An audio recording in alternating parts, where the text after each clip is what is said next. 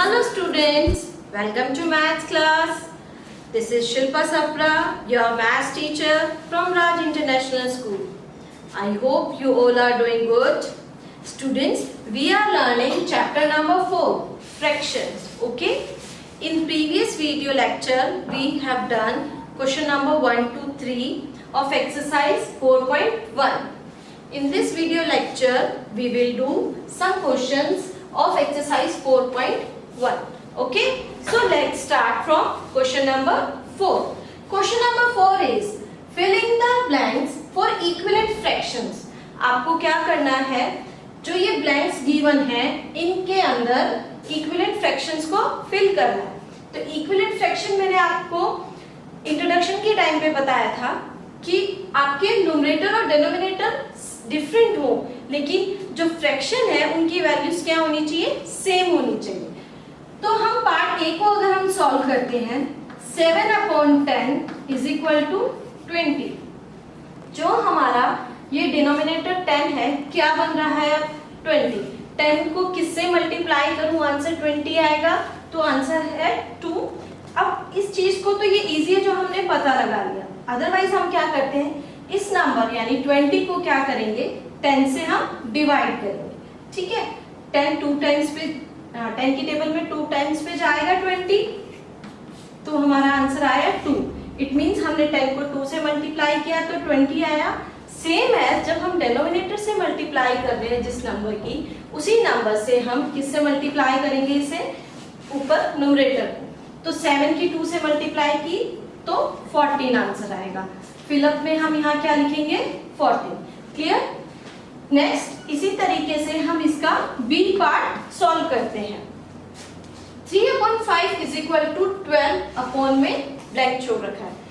ए part में हमें numerator find out करना था, बी पार्ट में हमें डिनोमिनेटर फाइंड आउट करना है.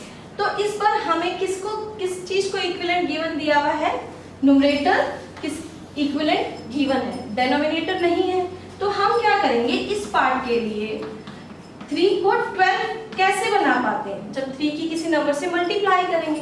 तो वो नंबर फाइंड आउट करने के लिए हम क्या करेंगे, 12 को 3 से डिवाइड करते हैं. 3 की टेबल में 12 कितने टाइम्स पे आता है, 4 टाइम्स पे. तो आंसर हमारा क्या आया, 4. इट मींस 3 की मल्टीप्लाई 4 से हो रखी है, तो आंसर आ रहा है 12. अब हम सेम नीचे किससे मल्टीप्लाई करेंगे, 5 की मल्टीप्लाई 4 से करेंगे, क्योंकि ऊपर भी उसी नंबर से मल्टीप्लाई हो रही है तो नीचे भी उसी नंबर से होगी. तो 5 की मल्टीप्लाई अगर हम 4 से करेंगे तो आंसर आएगा 5 4 टाइम्स 20. मल्टीप्लाई करने के बाद क्या आंसर आएगा, 20. तो क्वेश्चन नंबर 4 के जो आपके रिमेनिंग पार्ट्स हैं वो भी आपको इसी तरीके से सॉल्व करने हैं. नेक्स्ट क्वेश्चन नंबर 5 पे आते हैं. Question number 5 is right the fraction in ascending order.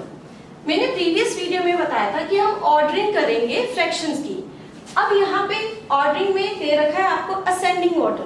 तो ऑर्डरिंग 2 टाइप से होती है, असेंडिंग ऑर्डर और डिसेंडिंग ऑर्डर. असेंडिंग मींस अगर फ्रैक्शंस जो हमें गिवन है उनको हम स्मॉलेस्ट टू ग्रेटेस्ट नंबर में लिखेंगे तो वो उसका असेंडिंग ऑर्डर होगा. क्लियर. तो असेंडिंग ऑर्डर को करने के लिए जो क्वेश्चन नंबर हमने 3 में सॉल्यूशंस किए थे, हमने इनका एलसीएम का मेथड अप्लाई किया था. तो वही मेथड हम यहाँ अप्लाई करेंगे जो हमने प्रीवियस क्वेश्चंस में किए थे. अब हमारे पास एलसीएम के लिए जो डिनोमिनेटर्स के नंबर्स हैं वो कौन कौन से हैं, 4 5 एंड 8. तो हम सबसे पहले क्या करेंगे, इनका एलसीएम लेंगे. LCM of 4 5 8. हम इसको कॉमन डिवीजन मेथड जिससे हम करते आ रहे हैं उसी मेथड से करते हैं. 4 5 8. हमें यहाँ पे हमेशा प्राइम नंबर्स लेने होते हैं. तो सबसे पहले हम 2 से डिवाइड करने वाले नंबर्स देखते हैं, क्योंकि यहाँ पे 4 और 8 गिवन है जो कि इवन नंबर्स हैं. तो ये 2 से डिविजिबल है. हमने 2 से डिविजिबल नंबर्स के लिए 2 नंबर लिया. 4 जाएगा हमारा 2 टाइम्स, 5 नहीं जाएगा तो इसको as it is note down करते हैं. 8 जाएगा हमारा 4 टाइम्स. अगेन हम 2 लेंगे, 2 जाएगा 1 टाइम, 5 नहीं जाएगा, 4 जाएगा 2 टाइम्स पे. अगेन 2 1 5 1. अब हम कौन सा नंबर लेंगे, 5, क्योंकि ये हमारे दोनों नंबर्स 1 1 हो गए. 1 1 1. हमें इस पार्ट में एंड में क्या करना होता है, सभी नंबर्स को 1 में कन्वर्ट करना होता है, यानी डिवाइड, हमारा आंसर क्या आना चाहिए, डिवाइड करने के बाद 1 1 1 जितने भी नंबर्स हम लेते हैं। उसके बाद हम एलसीएम के लिए क्या करते थे कि जितने भी हमने जो नंबर्स लिए हैं उनका प्रोडक्ट करते हैं। तो हम प्रोडक्ट के लिए लिखते हैं 2 मल्टीप्लाई 2 मल्टीप्लाई 2 मल्टीप्लाई 5, 2 2 जा 4, 4 की मल्टीप्लाई 2 से करेंगे 8 और 8 की मल्टीप्लाई 5 से करेंगे तो 40, 8 की 5 टाइम से की तो 40। अब हमारे पास एलसीएम आ गया 40। अब हमने क्या करना है, जो गिवन फ्रैक्शंस हैं उन सबका ही डिनोमिनेटर 40 में कन्वर्ट करना है, जो प्रोसेस हमने प्रीवियस क्वेश्चन में किए थी। हम 1/4 को क्या करेंगे, 40 में डिनोमिनेटर बनाना है, सेम एज 2/5 का भी नंबर को हमने डिनोमिनेटर 40 में, और 3/8 के लिए भी 40 में हमें इसे बनाना है।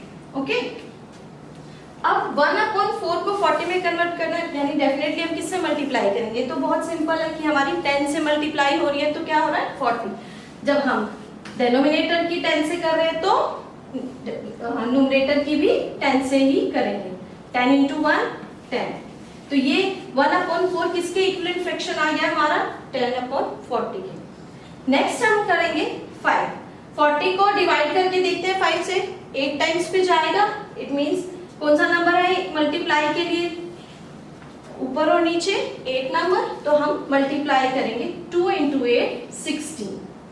अब नेक्स्ट नंबर हम आते हैं 8 की किससे मल्टीप्लाई करें, देखो 5 के लिए 8 से मल्टीप्लाई की तो 8 के लिए किससे करेंगे 5 से, हमने ऊपर नीचे किससे मल्टीप्लाई करी 5 से, तो 3 × 5 15। ओके, अब हमें असेंडिंग और डिसेंडिंग ऑर्डर को देखना है।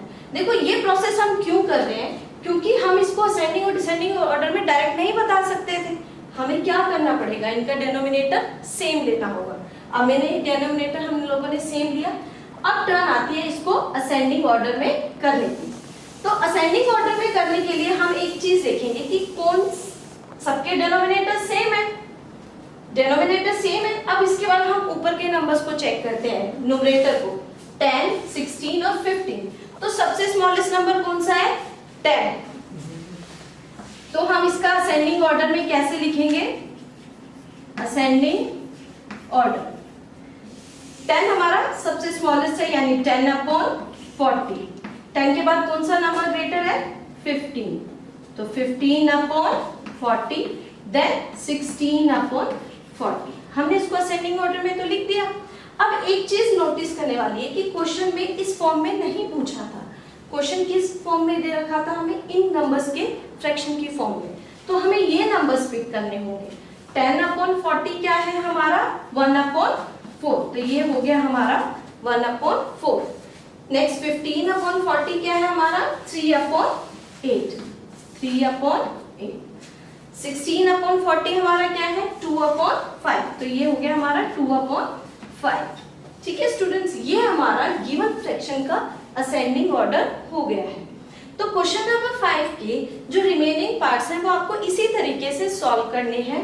डिनोमिनेटर्स को सेम बनाने के लिए आपको एलसीएम लेना होगा, उसके बाद आप उनके न्यूमरेटर्स को इक्विवेलेंट बनाएंगे जिस तरीके से मैंने बनाया, फिर आपको उसको असेंडिंग ऑर्डर में लिखना है, स्मॉलेस्ट टू ग्रेटेस्ट। जो स्टूडेंट्स क्वेश्चन नंबर 6 है वो है आपका डिसेंडिंग ऑर्डर। अगर मैंने इस नंबर्स को स्मॉलेस्ट टू ग्रेटेस्ट लिखा है असेंडिंग ऑर्डर में, अगर मैं इसका रिवर्स कर दूं तो वो कौन सा ऑर्डर हो जाएगा डिसेंडिंग ऑर्डर। तो क्वेश्चन नंबर 6 आप इस तरीके से करना, पहले आप इसको सॉल्व करना और उसका ग्रेटेस्ट टू स्मॉलेस्ट लिख के डिसेंडिंग ऑर्डर में कर लेना। ओके स्टूडेंट्स, आज की वीडियो लेक्चर में हमने क्वेश्चन नंबर 5 और 6 किया जो कि बेस्ड थे आपके एलसीएम मेथड्स पे, तो आप इजीली क्वेश्चन नंबर 6 भी कर पाएंगे। I hope you got the topic. In next video I will meet you with a new topic that is exercise number 4.2. I hope you like the video. Thank you.